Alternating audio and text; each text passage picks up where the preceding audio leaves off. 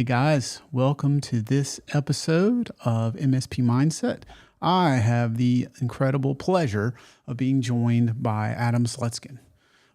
So there's really more that I could say. There's so much I could say about Adam, mostly good things. But just to give you the quick rundown, he is currently the president and co-founder of CyberFox. I think he's probably better known for having built a sales strategy at ConnectWise, early on employee, like somewhere around 50. I'll let him go into that. But basically, during his time leading that group, they did about 17 times revenue growth. So if you're an MSP that's done 17 times revenue growth, drop that in the comments. But for most of us, that's not the story. He oversaw growth at LionGuard from MSP number 9 to nearly 2,000 MSPs there. Also did some time at Kaseya, was the largest revenue attainment there. If you can think about IT by Design, Ninja One, Auto Elevate, which became LabTech, he's been there and done some of that. So I think we've got some interesting things going on. Real quickly, we're going to get into the common fears, the real world objections about building MSP. We're going to talk about a lot of 4-letter words like fear and what's fueling it. And there's no question that's off limits. So if you're listening, drop those questions in the comment. We already have some teed up, but go ahead and drop them and we'll get to as many as possible. And with that, Adam, welcome to, thank you for having us. And thank you for spending the time to be here. Yeah, thanks, Damien. Looking forward to it. Always glad to share whatever I've got. And, we were talking about it through many of our chats, man. I just fully embrace the power of one. So if we can all each just help one person and make a difference, the world's a great place. I couldn't agree with that more. And, MSP Mindset was born out of that. I was helping folks one-on-one, and then I had others say, can you share what you learned with that conversation with Adam or just whoever it was? And so, instead of downloads or views or some vanity metric, if one person gets helped, if one question gets answered that needed to be answered, that's success for me today. So I want to get into a lot of things with you, Adam, but I want to start with maybe an unusual one. And I believe, let's just kick it off. I think we both share being a high school dropout, right? So if anybody can relate to that, drop that in the comments. But maybe start there unless you want to go back further, but tell me where you went, what happened there. And maybe I think backstage we were talking, there was kind of an interesting job you had in New York City early on. Yeah, no, was, going to high school, I'm 57 now. So, I went from 80 to 84, and, look, they didn't understand a lot of things a lot of us had challenges with. For me, it was certainly ADHD. And, I was extremely bored in school. It was too slow and I could not focus. And I think I dropped out, I was around 10th or 11th grade. And then, funny enough, while I'm dropped out, before I joined the military, I worked for my dad's company, which was an early IT services company, right? Now, this is, 83, 84, so there's no RMMs and PSAs and everything. So it was, probably more, we were doing a lot of, computer repair, IT staffing, and some very early on application management stuff. But I was a bike messenger as well. And for anybody that's ever seen, Quicksilver, what is it with Kevin Bacon? Mm-hmm. At Quicksilver, yeah, he was a bike messenger. Well, I was the human internet. I was the human internet, Damien. So before there was the internet, you needed to get stuff from Wall Street and uptown and downtown between all the financial institutions and hedge funds, and you had to have signatures. And so I was a bike messenger. And then, unfortunately, a cab decided to run a red light and literally ran me over. And on my bike, this little bike messenger, 16, 17, and I'm just rolling over the yellow cab around 27th Street for anybody that knows New York. And luckily I didn't get broken, but that did end my career as a bike messenger. And then I said, man, I got to do something with my life. And I went up to Times Square. For whoever's been in New York, Times Square, there's a little triangle recruiting station that's very iconic. Been there, since World War II. Lots of people joined up through there. And I walked in and I joined the Air Force with no high school diploma. And that kind of began my journey. That's a cool story. Getting run over, dropping out, getting run over, going, deciding to join the Air Force. I want to join Jordan and thank you for your sacrifice, your service. I know we'll hopefully talk a little bit more about what that means for you, what your service was. But while I got to enjoy the freedom because you sacrificed. So thank you for that, Adam. I want to switch and talk about something a little lighter topic, which is I'm going to bring you full screen here. And we've got Jeff who's saying he's really jealous of that office there. So I'm guessing Nerd, yeah. I am a massive self-described nerd. If anybody ever follows any of my stuff on LinkedIn, I love getting everybody engaged and sharing their pictures. So I'm a massive Star Wars fan. That's about 10 of my helmets. I have another 40 at home and mounted on the wall, and giant Star Wars posters. I have a life-size Chewbacca and AT-AT driver and R2-D2, which is on the way. I had a custom-made R2-D2 made. So I'm a nerd. I love that. Well, thank you for kind of indulging and great comments there, Jeff. So tell me about, you got run over a bike and you decided, you're in the iconic section there in Times Square and you decided to join the Air Force.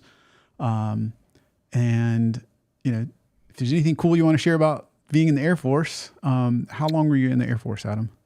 21 years active in reserve. Yeah. And Wow. started off as an electrician. And my story about being an electrician at the presidential base. So I got to work around the Air Force One hangars and, with the different lines of defense and the motion detectors and infrared and all that. And but I was a high voltage electrician. And I think here's what I learned. I was probably one of the all-time worst electricians ever, like super bad at it, like tragic. Like if you let me do anything in any of your homes, there's a high probability your house will burn down. So luckily I was smart enough to realize, I played soccer for the Air Force team. So they always approved my, you have to get permission to be away from your job. And my office never stopped me from going what's called temporary duty to play soccer because I was a horrible electrician, and we all knew it, including me. So then I was lucky enough to cross train and get into flying, and I was on big cargo planes, C5s, and it was an amazing mission. And I just loved being a part of an air crew, and all the stuff you would see on the news, I got to live and be a part of it, and it was an amazing experience. And military put me through college after I got my GED. And, so I know for a lot of people that I've been able to mentor along the way, military is not for everybody. I didn't know if it was going to be for me. And then it changed my life. I wouldn't be here today without it. That's amazing.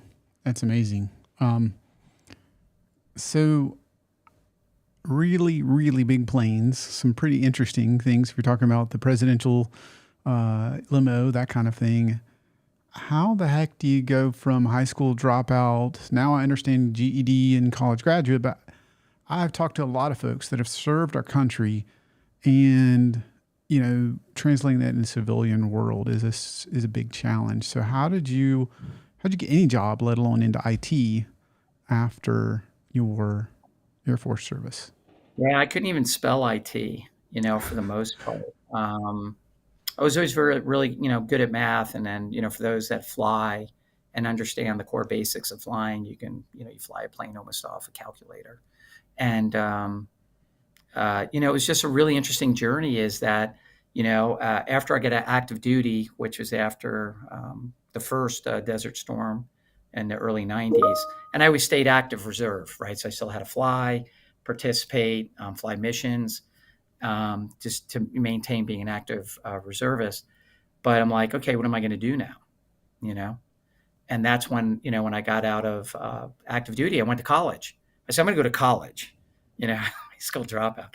And, and I started going to college, And then I had an interesting college time. Now, a lot of y'all go to college and you go for your 4 years and, and those early years, and we have a lot of fun, and, you do the beer bong stuff and everything, upside down keg stands.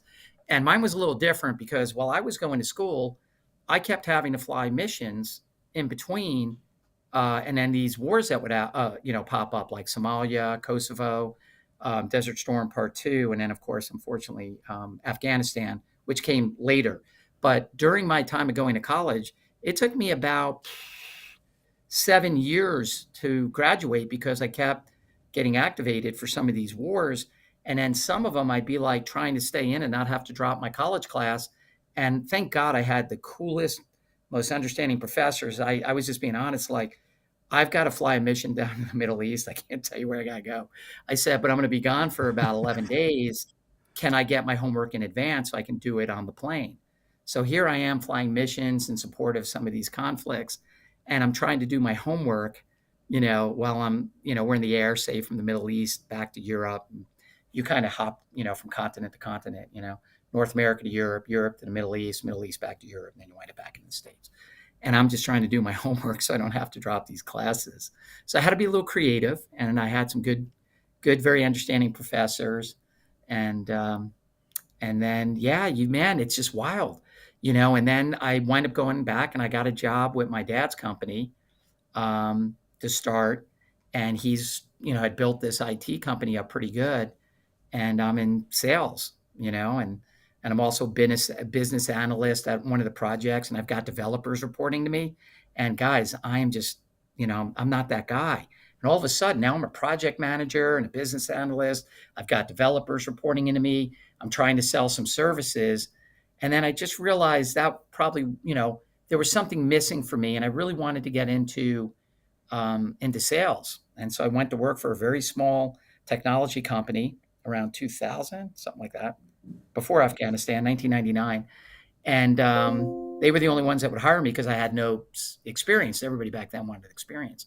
So I got some experience at a very, very small company, then went back to the big company I wanted to work for, Broadwing. And I said, I have 6 months of experience now. Will you hire me? And they did. And then just fell in love with it, got really good at it, was a top performer. And then Afghanistan hit, unfortunately, in 9/11. For all the news that were also in New York, I was there. I was down on 4th Street and hitchhiked out of the city that day. Mm-hmm. And then, we went to work right away, started flying missions.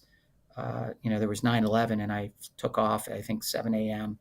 on September 12th, starting flying missions, getting ready to do what we were going to go do. Wow. So take off the suit. Imagine this. I'm literally hitchhiking out of New York.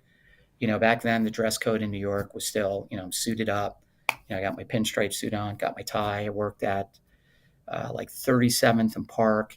I hitchhiked out of the city so I could get home. And, everything was shut down to put on my flight suit and then, go do my job. Yeah. I can't tell you how much that means to me as somebody that would serve. And I also know so many people at that time that just wanted to be able to contribute and wanted to feel like they were making a difference. I know a lot of people struggled and wondered, was what they were doing in their day job actually going to matter? Well, I think there's some great learning lessons I've taken away and I like to share is, so you're in the military, right? And we all have this persona, right? We're military guys, and you're tough. Doesn't matter if you're a man or a woman. We all carry that with us as as a soldier. That's what you are, no matter what branch you're on. We're soldiers, and so you don't really want to share weakness. And I remember, we're about 12 days in. Remember, I took off. This just all happened. People have died. People in our unit that were full-time police officers and firemen had died. We were a New York, military unit, reserve unit. So in their full-time jobs, a lot of people are police and firemen, and then they fly into reserves. None of our pilots were in any of the planes, but we're about 12 days into the mission, right? We're back bouncing all over the place. And I remember we're sitting at a dinner in Portugal, the Azores, for anyone that's ever been there, a little island. And we're all kind of quiet. And I said, I just had to just do it. I'm like, how are you all sleeping? And it was like this big sigh of release came out because we all had been suppressing our anxiety, our anger, our fears. And we spent the rest of the night just having a few beers. There was a crew of about 20 of us, and just sharing, like, we were mad, we were sad, we lost people, but we're all just trying to do our job. And I sometimes I think back to that, and I think of Simon Sinek, Damien, and I think about how we do that. We every one of us does that now. Mm-hmm. When we're business owners, I'm a business owner now, right? For the first time after being an operator, and the things that keep you up at night. If you're an MSP owner on this call, or any type of business owner, shit, you may just be a family person. All those stresses that we think about, and sometimes I think we suppress them, and we have a fear of sharing them, and it's unfortunate because I will never forget that moment in Portugal, just like how all relieved we were to be able to talk openly and share what was really going on. Yeah, that's amazing. Thank you for sharing that. That's a gift, and we kind of teased this episode would be about the fear, and I know that I have, maybe not that fear in that moment, right? But I wasn't in Portugal. I wasn't sitting there with you and your group, but we all have these fears about not, at least I do, about not being enough for my family, for my team, for my client, whoever that is. If you're listening, if this resonates, let us know. Jordan says your dedication is inspiring, Adam, and I couldn't agree more. This is amazing. Hopefully, I believe somebody listening needed to hear this. Well, I think it's the full story, right? Because all of us, and why I feel blessed is, we were talking about, I feel like I've lived these 14 or 15 different lives. And it's just insane, the diversity of things I've been able to do. And I'm so thankful that I have. And I think each one of them contributes to the big picture, the story. When I think about even the military and serving, what I think about is we're just doing our job, right? We believe in our country. This is what we signed up for. We were going to go do our job and try to be really good at it, right? And represent. But at the same time, we have all these fears and these anxieties and these worries, and how they just continue to build. And as you transition from one thing to the next, what I learned is those things don't go away. And by the way, I learned that about, the people that we consider our enemies, and there are bad people out there, and we do have enemies. But if you really peel back that onion, the overwhelming majority of the people, whether you're an enemy state or our state, we all just want to have a good life, right? We all just want to have our families, provide, save for retirement, put our families through college and all the other stuff, and just be able to enjoy the comfort of our friends, our family, and go to work and have security. And that really is what I learned is it doesn't matter if, who we were, the bad guys, the majority of the people in a bad guy state I refer to, and then and the majority of people here, we all just want to get along and have a good Mm. life. And then with that though comes, it doesn't matter if I was in the military or when I was not an owner, when I was an individual contributor and then a manager. I always had those fears, man. Mm-hmm. Something was always keeping us up at night, right? And I think that's the same for all of us. You know, Yeah, we yeah. don't No talk matter where about it. you are on that. Yeah, yeah. I can relate to that. No matter where you are on that spectrum. When I had fears when I started my first job at a fast food restaurant, and have fears as a founder of a company. And they might be different fears, hopefully, in different days and different seasons, but they're fears and they're real and they feel painful. They feel scary. They're very Um, scary. how did Well, you that's the conquer whole some thing of is, your, yeah, yeah, go go ahead. ahead.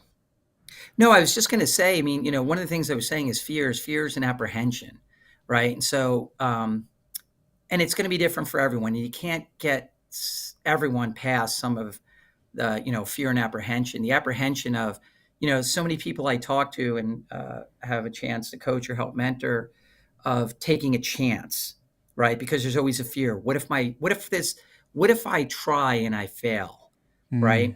And and I was lucky. I can't remember exactly. I remember watching an interview early on with Amazon, and it was Jeff Bezos. And the host was, giving him lots of praise and credit for his success.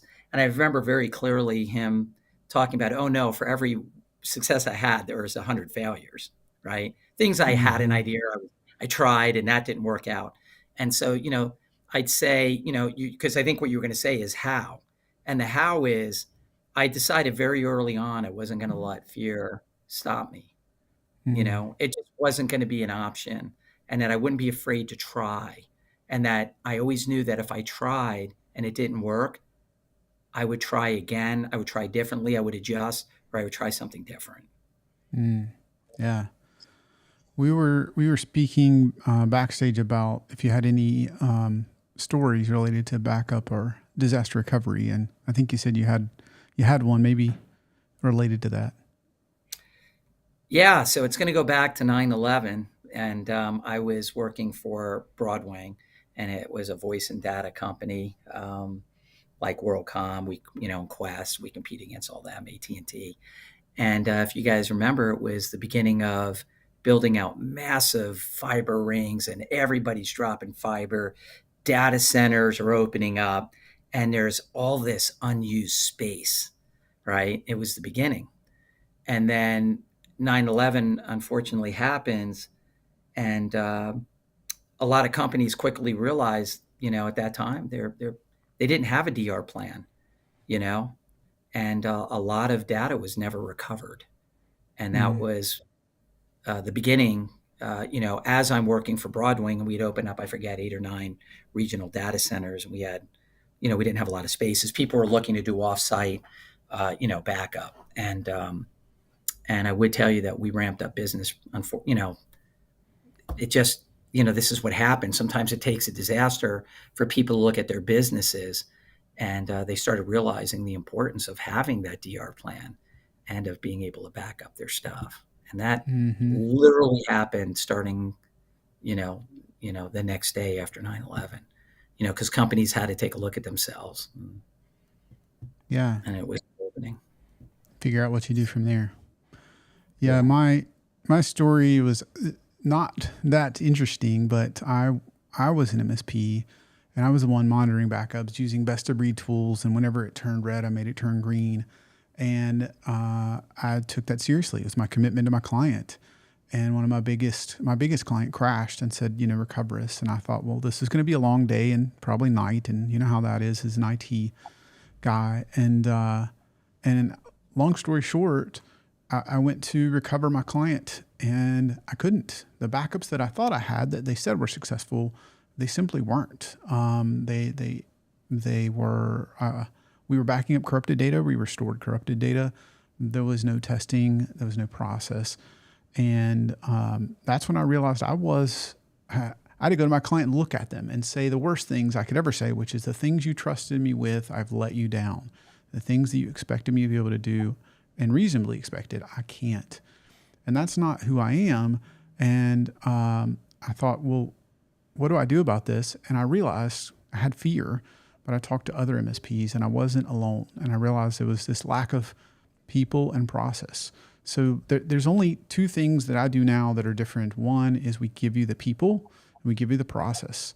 So just this show is sponsored by Servosity, and just the real quick pitch on it is if you want us to take care of your backups and manage them so you don't have to, and take care of all the process. So think of like a SOC, but for backups. Then come have a conversation. Go to servosity.com/call. I'll give you my entire process and playbook. You don't have to use our tool. Any tool will work, but you need the people and process so you don't end up where I ended up. So just please don't end up there. So yeah, that Adam, that really made me think. Paul just had a comment that fear is the mind killer. We were talking about fear, and I was trying to tie together how, you were talking about how, but then how you couldn't spell IT, but ultimately you're talking about you kind of got a job at your father's company. You did this, you got out of Broadwing. How did you ultimately end up into the first thing related to really an MSP? Where was that?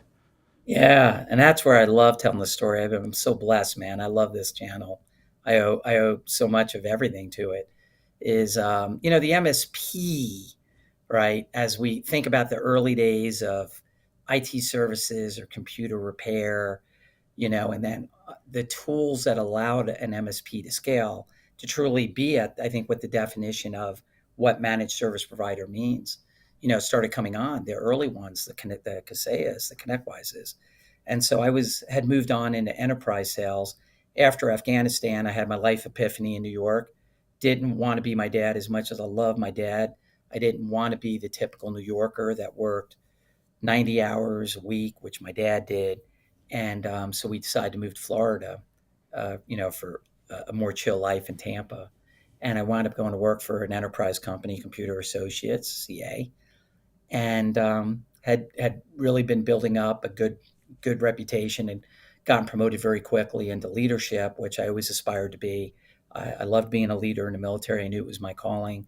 And then I felt the same way on the business side, that I felt I could make a difference, be a good leader. And I had one guy that worked for me at CA, right? We're a $5 billion company at the time. And he had worked at this company. He was working at this company called Kaseya. And he said, "Hey, they're looking for a sales leader."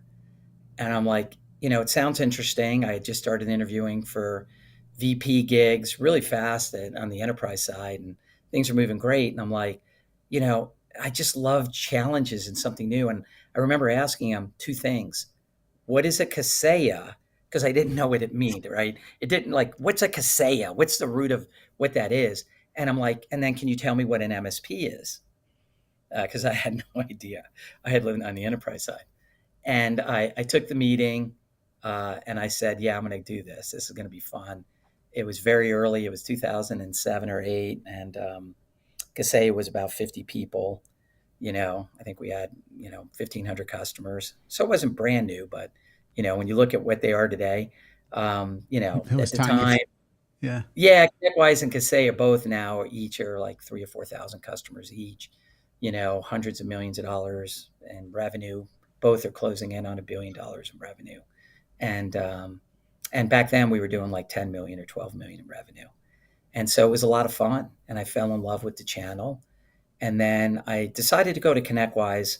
I just felt more aligned at that time with that current leadership on what my beliefs were.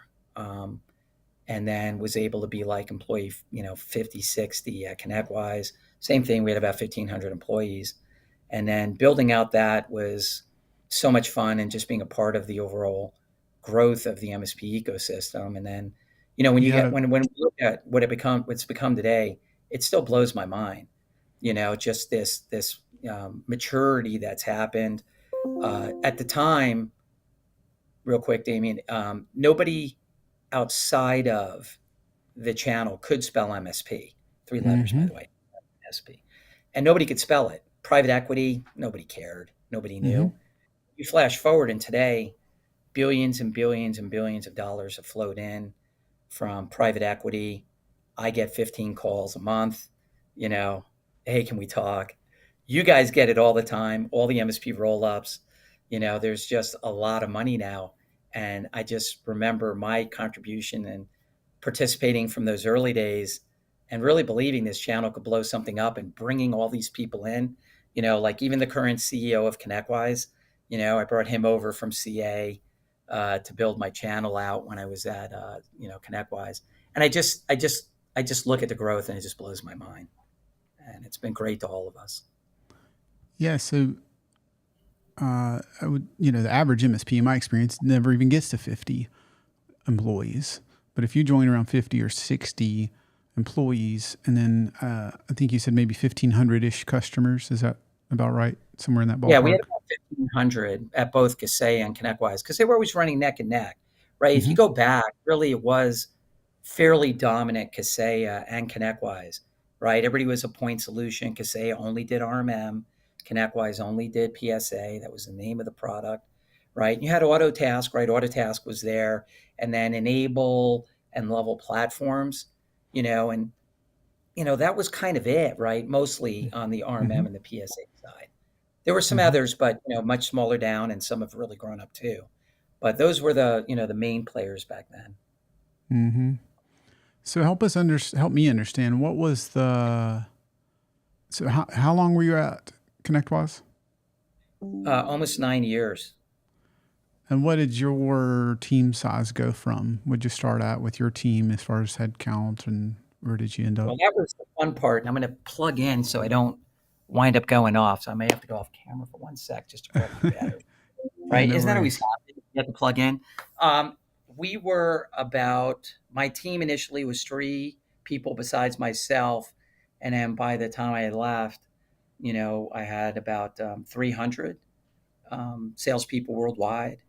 And I'm sure Wow. they've grown a little bit since then, even since we got acquired by Toma Bravo. And but it's for me, I love the early stage. I loved being 3 people. I love the building. It's probably why then I went off to do Lion Guard, and that was fun building that. Now building CyberFox. It's scary. More constraints. Budget doesn't flow unwielding. And you have to be creative. Um, but yeah, it was a lot of fun. Building ConnectWise was great. And then, of course, we were the first big acquisition to validate that, that there was a lot of money to be made for all of us in the space. And at that time, we were acquired for about 1.4 billion. We made about 70 millionaires through that sale at ConnectWise, which I was really proud of. And all the ones that weren't even millionaires got just life changing payouts for them. Pay off debts, buy their house cash. All those Mm. things. And it was just it was such a good feeling to be a part of that and a good experience. Yeah, yeah, that's awesome. I'm going to Um, go off screen 1 second while I just grab my yeah, charger. I know that's a little unusual, y'all, but my no charging worries. my charging cord fell out. Yeah, I'll focus on me and kind of tee up with question here. Actually, I have a couple, but I want to make sure I get to some of the ones that we've gotten in today. So this is taking us off a little bit, but we have Todd uh, Winsenreed, and so I'm going to come back to where we are. But he said, "What are the best ways to gather info about your competitors in your market?" He details on the structure of their offering and pricing in particular. He said it never feels right to try to solicit a quote or give false information. So that's his question. I don't know what advice you would have to Todd. Yeah, and I'm back. Thanks. I think from the buyer's perspective, there's no doubt there's more choice than ever out there. The thing I Mm-hmm. try to, and I do a lot of coaching and mentoring with MSPs. And by the way, I do it for free. Is any BDM that ever wants some help and talking through anything. I love obviously talking about go to market, building revenue teams, anything about that. Hit me up. I usually do 3 to 5 calls a week that I budget for just to, so if y'all just hit me up on LinkedIn, it's the best way. But the biggest challenge today, so let me just do a quick flashback. In the early days, there was Autotask and ConnectWise, right, for Mm-hmm. BSA. There wasn't a whole lot you had to do there to evaluate and make decisions. And then, of course, we had AVG, Viper. There weren't even that many, AV solutions really, right? That were prominent in the MSP space. Just want to be very clear, very MSP Mm-hmm. focused. And then, of course, on the RMM, same thing. There was only a few. And so evaluating, I think those things and wallet share was a lot simpler. Let's flash forward today. I have this conversation with some peer groups that I host, and on the low side, not even the indirect vendors. If you're an MSP today, I'm talking about MSP specific vendors. There's somewhere around 3 to 400. And if you're an MSP today, you're figuring out how to choose between, a Black Point and maybe a Huntress, or, you're trying to figure out which RMM should you use, right? Do I go with a Ninja? Do I go with a Kaseya, an Automate? And by the way, I don't even know, like there might be about 12 RMMs now, something like that. Um, and so I think, look, I wish I could tell you there's an easy answer. I would tell you this. There are some, and I'm not going to call anybody out, but look, there are some vendors out there that I think are a little unscrupulous. They don't do a good job of holding to really talking about what they can do. and being honest, and they have a habit maybe to overrepresent, oversell. You have to do your homework. There are companies out there, services like the Channel Company, giving them a little plug. I don't have anything to do with them. If you haven't looked at them, that are gathering a lot of this information from the vendors that y'all get to weigh in on. That that provide some feedback on, like, hey, here's a vendor that we really enjoy working on. So, I think they're starting to become more and more prominent and being used to help maybe with some of that vetting. And then the other things I always tell is, here's an interesting thing I learned going back, I don't know, 7 years. Glassdoor, for any of you guys that don't know Glassdoor, I started learning. I was talking to a lot of vendors, or excuse me, a lot of MSPs that were looking to do partner with us at ConnectWise. And what they started mentioning to me was, hey, just want to give you a heads up, man. I went and did a little look at Glassdoor. And I said, geez, that's interesting. That's where employees go, though, right? To really see if they want to go work there. And that's when I started realizing people were using Glassdoor to go see, prospects were using it to get some insight if this is a company that I want to work for, do business with. What do they say about their own company? And I thought that was pretty interesting, you know. Now, I will share one I struggle with sometimes, and I know it's good, and I'm committed to freedom of voice. My challenge with Reddit. Reddit is the place we go to complain now. And my only issue with that is, and this is even for my competitors and whoever, I think we've gotten away from 90-something% of the time when someone goes there to complain, they're able to rectify it, right? Because the vendor didn't know, they see there's an issue, they follow up, and they there's a remedy.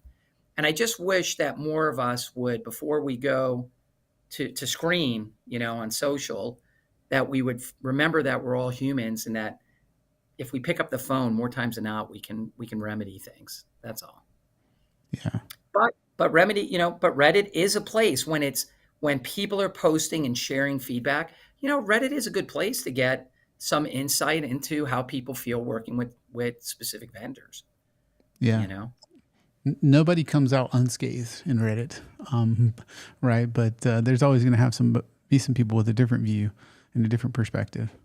If we could weed out the place where we go to just, and I get it, we're anonymous, and it's always easy to be really tough when you're anonymous. And some of the comments I see there, I'm like, my God, how would you like somebody if they said those things to you and your family? And I'm like, let's not forget that. Where did human decency go? And that compassion, right? And I just think that we can solve a lot of things, but there is a lot of good information solved there. And I think going back to the question, how do I do this? And I think, that's where you begin. It's a little bit of all those things. I don't think there's any one great place. And to be fair, most vendors, just like most MSPs, we don't go to our prospects and go, let me tell you on the reasons why you would want to use me or use my services. Now, I try to teach all my teams to be honest, to communicate, to try to leverage the different things we can offer, with the understanding sometimes the best thing to say is we're not a good fit. And that's a victory for everyone, because just to the question that started this, I don't want to go too far down with you if I'm not a fit. A salesperson may ultimately be able to get someone to say yes that shouldn't. And in the end, you're just kicking the can down the road when you're both going to realize this is not a good partnership. We should not do business together. And then it becomes emotional. And by the way, that's on, if you're an MSP, I've had many conversations with MSPs that have this challenge because we all want to get as many customers as we can. And sometimes we're willing to roll the dice a little bit. And more times than not, when you roll the dice like that and you're not a clean fit, it's going to come back to get you. So it's better to find out if you're not a good fit up front.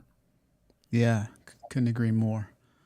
So let's go back for just a moment. I want to ask you, Adam, how do you grapple with the fear starting, earlier on at ConnectWise? Then you went to, I think if I got it right, LionGuard. There's other things in between now at CyberFox. I know you're not one to brag, but people have said maybe you may be the best chief revenue officer in the channel. And so I know you might not give yourself that label because you're very humble, but how do you go from the fearful, high school dropout, getting run over, uh, I fearful still not. being. I still can't believe I didn't get killed. That guy literally ran me over. By the way, he ran me over. A cabbie ran me over. Hit and run. Wow. Yeah, yeah.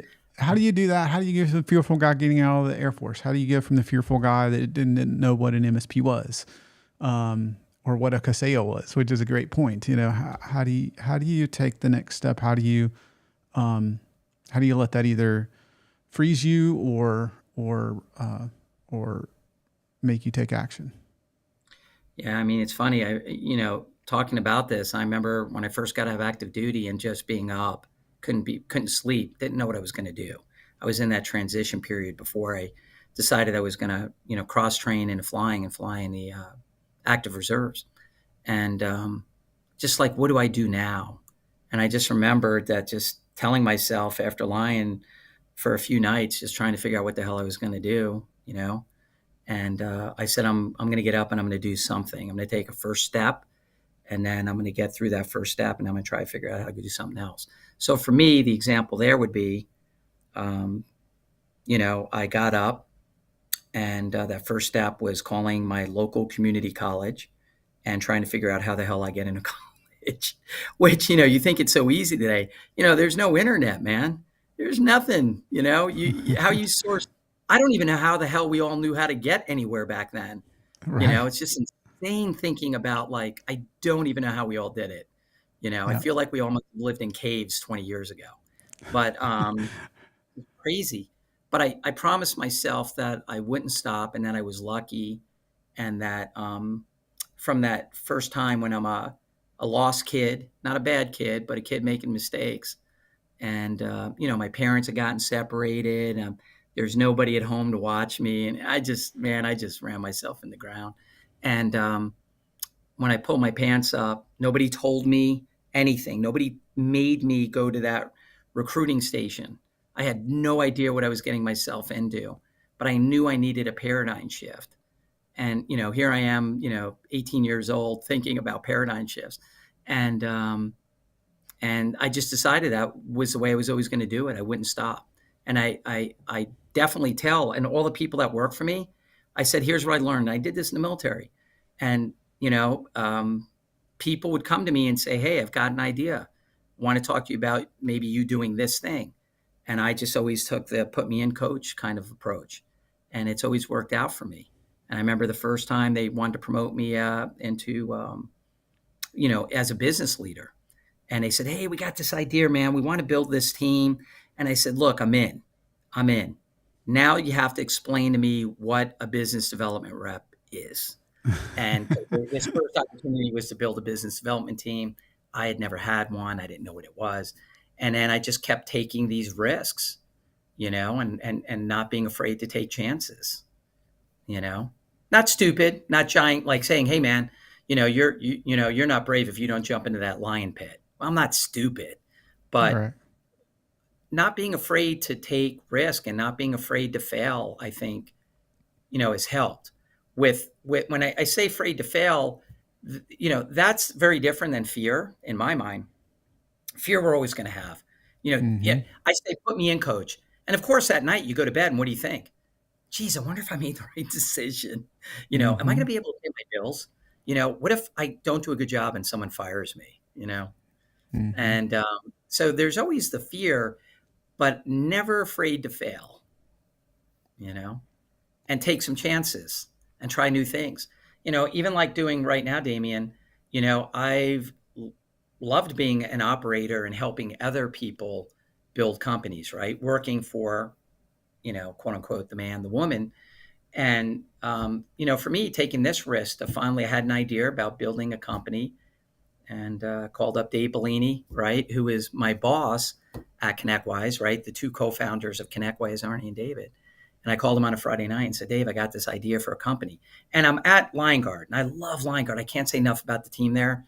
God, that was so much fun. Up to then, the most fun I think I'd ever had at all of them. And but there was this last thing I wanted to do to round out my career, and I wanted to be, an owner, right? And so I said, Dave, what if we do this thing? And then we did, you know. That's quite the pitch there. Now I have to worry about things like creating a 401k program, which I'm really happy that we're launching. But, I've always had a 401k, but I never had to go create a 401k program. So for some of Mm-hmm. you other owners out there, and, I'm catching up to a lot of you guys. A lot of you have all had the courage to run and build your MSPs and be small business owners for decades now. And I just want to be very clear.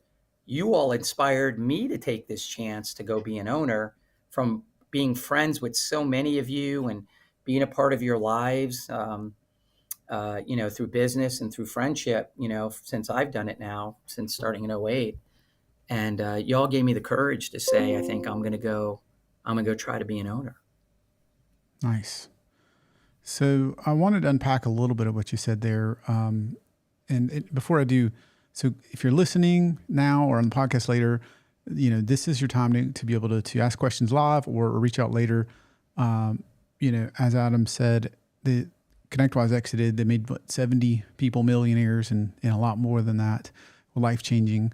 And that's what's really cool, in my opinion, about it. Not just the original founder or two, but the people that benefit in so many ways. Shared wealth. And by the way, I do want to call that out because unfortunately you don't hear that every time, right? And we set aside 16 or 17% of the company for colleagues, including me, right? I didn't own the company.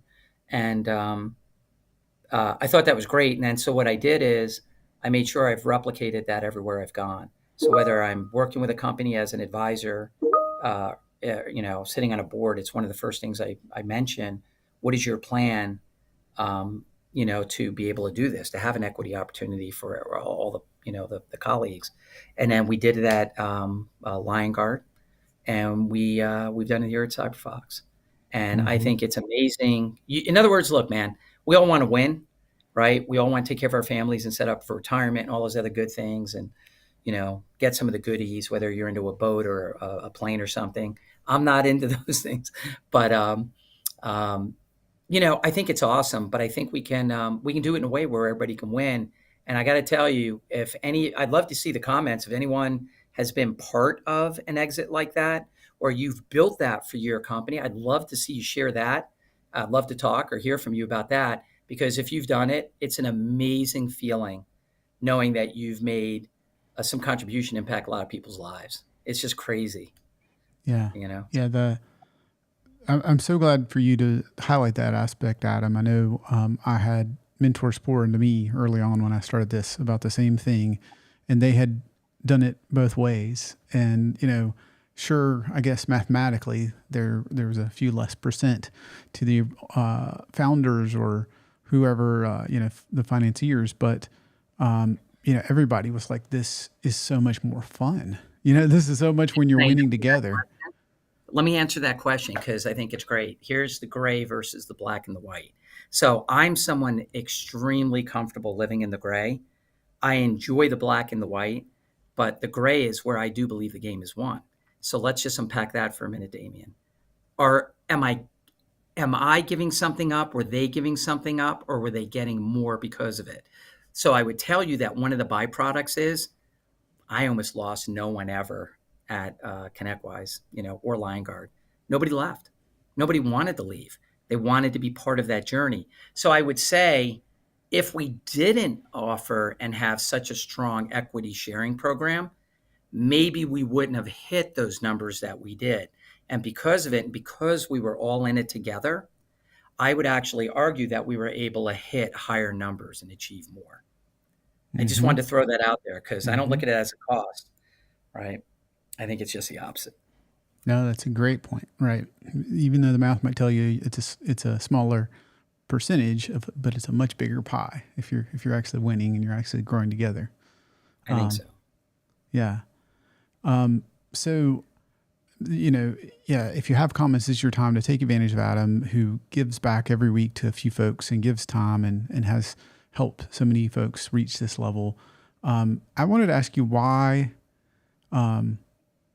you make that time, Adam. Why do you feel like that's important to have a few calls a week? because just like the people that gave to me, right? So I go back to that military. So here I am, the high school dropout. I get into the military. I'm with adults now. You're 18 years old, but anyone that's been in the military, they don't really give a shit how, pardon my French, how old you are. Doesn't matter if you're 18 or 60, you got to do your job, right? Because we all rely on each other to stay safe. And, look, I had my beginning, so it wasn't like this. I joined the military, and that next day there was a happily ever after. I was still a bit of that troubled kid. And I had these two sergeants that they didn't have to do anything for me, right? They could have let me just wash out or whatever. And I'll never forget them, Sergeant Whitehurst and Sergeant Wilson. I remember them as it was yesterday, and they took me under the wing, and they gave me time, and that was the beginning of me understanding about this concept of pass it forward, and the power of one, and that without them, I probably wouldn't have made it, and then what would my whole life been? It would have all been different, Mm. and and so I think that ability to give back, I don't. We all have something that we know that could help somebody else. I just have some knowledge and what I do know that I think can help a few people, whether it's you're in a bad life journey or you're in a tough decision making spot. I've been there, I did it, and I'm just so thankful that I've been able to do what I've been able to do, and it's just been amazing. I feel blessed. That's awesome. Yeah. And there are very few people I meet that have been successful like you that don't give. And so I think there's a reason for that. Um, I think you taking only takes you so far. Um, Well, and you realize it doesn't take much. We're not talking about when you give back. It doesn't take. People worry about their private time, like when you do volunteer stuff, and it's like, man, I just don't have time. I'm like, well, we could break that down. Sometimes it's a couple hours. You give what you can. You know, mhm. um, and look, I understand time pressure, and for any of those two that have a special needs child, I have a very special needs, child, and I understand the stress and the fears and all this stuff. When you put all these things together, and you're a business owner, and you're a family person, and you have, you may have children with special needs, and we can just keep going and building on top of it, and the anxiety and the fear, but you know, none of these things need to be the end. They can be the beginning. And I'm not very religious, and I don't want to profess to be, and all that. I'm just talking about just being a person, dealing with all these different things and finding ways to overcome and build your business. I want to bring it back to business a little bit. Some of the fears I hear when I work with some of the MSPs is, but Adam, I'm technical. I'm not a salesperson. And I go, okay. And Mhm. by the way, quick average numbers for everybody after having 100,000 MSPs numbers across all these vendors. Let me tell you the range today and see if any of you are on here and you kind of go, oh, that's kind of me. So the average MSP today, 15 to 20 employees, average MSP, remember, I'm giving you averages, managing 35 to 50 unique, fully managed clients. Average MSP is, somewhere around 3 million to 7 million. Average MSP is managing somewhere around 1,000 endpoints, right? Now, these are the averages, guys, right? So if you go, I'm a little bit smaller, I'm a little bit bigger. But okay, so what I say to that person is, and that's the average more times than not, is how'd you get you 50 clients? Well, and I'm like, so you can't say you're not providing a sales function because you're growing.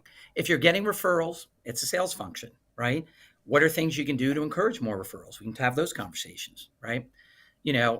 Hiring that first salesperson generally is the thing, Damien, I probably address the most. Who should I hire first? Should I hire a sales leader, a salesperson, a BDR? And every scenario is a little bit different, right? I have some personal feelings. If you ever want to hit me up, glad to talk to you all about it one-on-one. But I don't want to take away from what I'm going to say. Do it. Jump in. Here's the thing. Everything you need to do to manage in sales is in whichever PSA you have. Does not matter which one. At ConnectWise, to give you an example, by the time I left, I have 300 people worldwide. We're at that time, I don't know, 12 or 1,400 employees.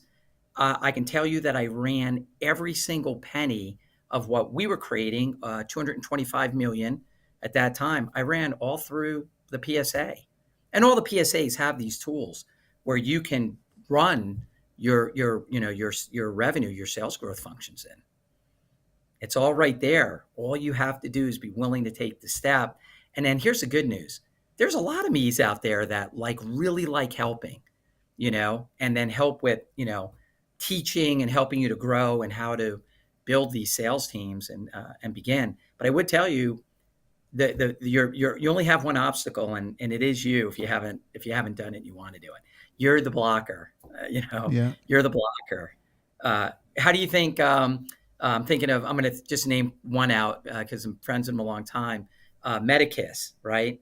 I think they now have 400 or something clients that they manage, across the U.S. I remember the day when we signed Chris and Medicus way back when, I think in 2010 or 2009. They were about an eight employee MSP. Now he has hundreds of employees. He's managing a ridiculous amount of endpoints. And how do you think he did it? He took the first step. Mm-hmm. He grew. He added a salesperson. Yeah. What's your advice for those that are on that? Because I felt you mentioned averages. You didn't say this part, but I feel like the average MSP is bouncing against the first hire, the first sales hire, like a try and a fail, and then a try and a fail. So even if the owner can kind of figure out how to close, whether it be charisma or their technical superpower, this one of the scaling limits often seems to be, to me, that first salesperson, whatever their BDRE, whatever, and I don't know what to do. No, and that's great. I mean, if I gave you an average there and I said the average, right? How many, what's the average on how many salespeople the average MSP has? Now, I'll give you a range. It's between 0 and 2, but more times than not, when I have people raise hands in live audiences, it's 0 or 1. Mm-hmm. Still a lot of owner-led, where they'll have an AM function, an account manager, or a customer experience person. And but they don't really have that dedicated salesperson, And so, my advice to you is, if you've false started before, who cares? You need to try again. And if you need a little bit of information, there's so many people out there that offer this advice, and people that obviously do it as a business, and there's so many in the ecosystem now. And then you can always jump into that a little bit. To seek some of that out. But do you need to? No. So if you're owner-led and that, you've been able to build your business, close your eyes, you have all these clients, you know what you're already doing. So you're getting the referrals. Okay, great. What am I going to do? I'm going to hire somebody. What would I recommend? I would start with somebody, if you're owner-led, I would start off by hiring what's called a BDR. And I would have them do that out prospecting based on what your profile is of an ideal client. And if it's geography or industry, size, all that information is out there for you to build those target lists and then upload it into your PSA. And a lot of MSPs now are using maybe HubSpot and PSA, for example, right? They're using HubSpot for marketing. But almost all the PSAs that I know, they all have a marketing engine as well built in. And so it's just that beginning of that journey. And here's the thing. I always ask an MSP, do you have a weekly technical meeting? Yep. Okay, good. Hey, here's what you're going to do. Now we're going to have that weekly cadence with having a meeting with this salesperson, right? If we start with one. And then what are we going to talk about? We're going to talk about all those things. We're going to look at the metrics inside your system of record and see how many calls have been made, because all of that is trackable inside your PSA, and how many, opportunities we've created and all these things. And there's a lot of detail here I'm not glossing over. This could be a whole 2-hour, conversation we could have. But the bottom line is, there's nothing stopping you from doing this but you. You're the biggest blocker. That's awesome. I couldn't agree more. That's why I call this MSP mindset. I know when I fix my mindset and I fix me and I get over, or maybe not get over, but go get off my butt even when I have fear and do something and change my mindset. Meet with a salesperson, meet with more prospects, start developing a lead channel, whatever that next step is. Then I get out of my comfort zone, even if I have fear, and something inside me changes, And that's, my view is if you change your mindset, you change your world, you change your life, and you end up helping others. Well, and it really is there. And then the only other thing, because I want to address, because here's something that, I've been doing this for a bit now. And, one of the things I'll hear is, but Adam, you're different. I'm like, okay, how am I different? Well, you're a vendor. Doesn't matter. I'm a company just like you. Your clients, I have clients. In this case, you're my clients, and then you all have clients, right? And they can be law firms, doctors' offices, accounting firms, golf courses, doesn't matter. We all have clients. And here's the thing. When I started at Lion Guard, how many salespeople did I start with, Damien? One, right? Now, ConnectWise, it was a little bit further on, but let's be clear. I talk about the end when I left and having 300, but when I started, how many did I have? 3. When we started CyberFox, how many did I start with? 1. Now, at any given point, that might have been enough, right? The difference is based on, our total addressable market, how many potential prospects we have out there. Certainly, a vendor can grow a little bit bigger. But then let's talk about the MSPs that I work with that have 30, 40 salespeople, Mm-hmm. who are driving now $50, $100 million in revenue on the larger side. If you're a $5 million, $7 million MSP and you have a business plan, just like these larger MSPs do, there's really nothing stopping you from also having 5, 10, 20, 30 salespeople. Should you have 30 salespeople today? Nope. Most of you know. Should all of you have one? I'd argue yes. And a lot of you probably could support a few more because, you guys have thriving businesses and you have such a great business plan and you could expedite your growth a bit more just by leaning in a little bit. Well said. I feel like I could talk to you for the rest of the afternoon, Adam. But I know that you've been kind enough to give your time. If folks want to connect to you, if they want to learn about you, CyberFox, whatever it is, whatever's important to you, how do they reach out? How do they get connected, Adam? Yeah, all you have to do is look me up on LinkedIn. I'm one of 2 Slutskins. Unfortunately, Slutskin. Funny stories I could tell there, dude. We could talk about the military. I did not know I had a messed up last name until I joined the military. My drill instructor, just like in a movie, man, he beat me up on my last name. Said some things that made me cry that night, but didn't kill me. But if you look me up, you'll find either me or my brother. And for those of you that either grew up, a little plug for my brother here, watching Blue's Clues, or you have kids today that watch Blue's Clues, if you look at the end, that's my brother, producer, director. He's done just about everything on Blue's Clues. You'll see Jeremy Slutskin. Nice. I'm not Jeremy Slutskin. I'm Adam Slutskin. That's awesome. We dropped the link in the comments. Thank you, Paul and Jeff, who's helped and made a lot of cool comments here. We dropped the link in that if you're watching the video or on the comments on LinkedIn or YouTube or just on the video, you'll see the LinkedIn or just like you said, search Adam Slutskin. So Adam, thank you. This has been an amazing gift. Thank you so much for being here. Yeah, thank you. And again, if anybody has any questions, love to help. Just drop me a line. And then, just my cascading message is, don't be afraid. Try. Worst thing that'll happen is you'll fail and you'll try again, or you'll try differently. It just doesn't matter. That's amazing. Well, thank you so much, Adam. This has been a gift. Guys, if you loved it, make sure to hit like, hit love in the whatever social platform you're on. Drop Adam a note. Let him know how this has impacted you. Drop us a note in the comments. I want to know how this has impacted you. Thank you for your time of this episode of MSP Mindset. Next episode, do not miss Pamela Miranda, CEO and president of Trayella. She has an amazing story from going from a tech support person to just building an amazing MSP and some crazy trials and tribulations along the way. So if you've had your share of challenges or just want to hear about somebody that did, don't miss out. We're live every 2 weeks, 2 p.m. Eastern. If you want to make sure you don't miss out, go to mspmindset.com/news, and we're MSP Mindset wherever you happen to social. If you'd like to have just a casual conversation with me, the founder, and me give you your process, go to servosity.com/call.